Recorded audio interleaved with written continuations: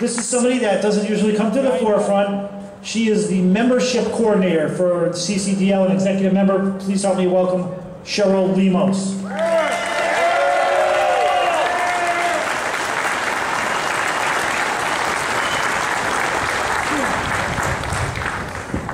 Hi, my name is Cheryl Lemos.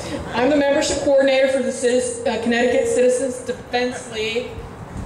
And since Scott stole my thunder, I'm still going to say it. We have almost 7,100 members and growing.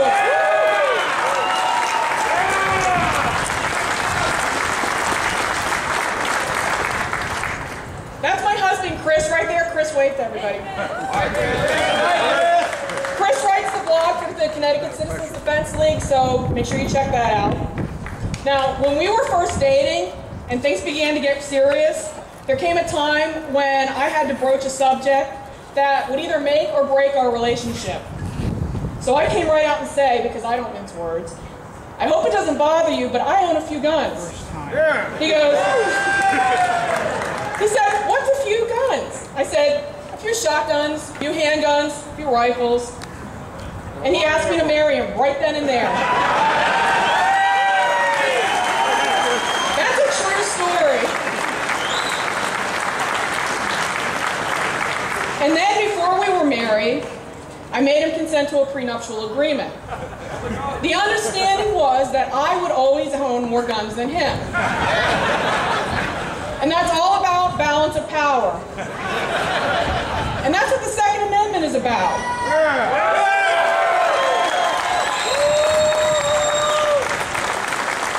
Now in our case, it's mostly in jest, but I do own more guns than him, and I always will. Now, our founding fathers, they were quite serious about the Second Amendment. They knew firsthand when the balance of power tilts in the... They knew firsthand what happens when the balance of power tilts in favor of a tyrannical government.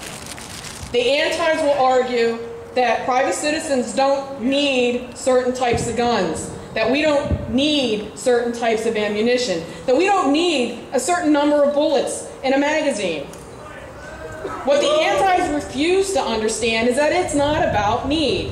It's about balance of power. The right to keep and bear arms and the uninfringibility of such is the counterweight in this balance. The Constitution gives the Congress the power to raise and support a standing army. The people have the Second Amendment to keep that standing army in check.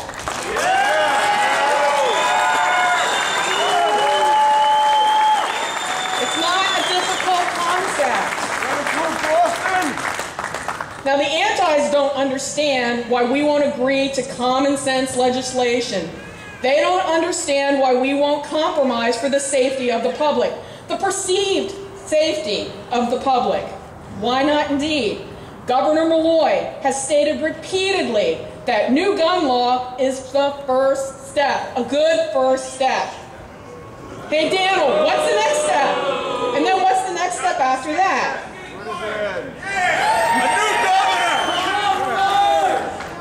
Now, I'm not an alarmist, I'm not a conspiracy theorist, and I don't have to be.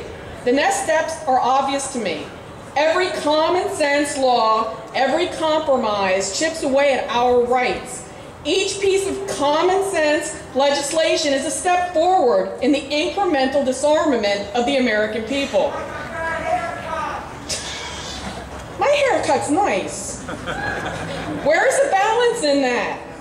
Connecticut State Senator Ed Meyer proposed a common sense bill that would make it illegal to sell, purchase, transport, donate, or possess a firearm that holds more than one round. One round. Where's the balance in that? Where's the common sense in that? Pressure cookers. Would they limit us to muskets? Oh, you bet they would. There are many antis that would argue that the Second Amendment was devised with only muskets in mind. Yeah, right. Speaking of muskets, much like the legislators who purposefully try to misinterpret the Constitution, my husband tries to circumvent our prenuptial agreement. He claims that his black powder guns shouldn't count towards his limit threshold. And like all those antis debating the merits of gun control, from time to time, he makes a seemingly logical argument. Well, sweetie, I'm not falling for it. And Governor Malloy, I'm not falling for you either. Yeah!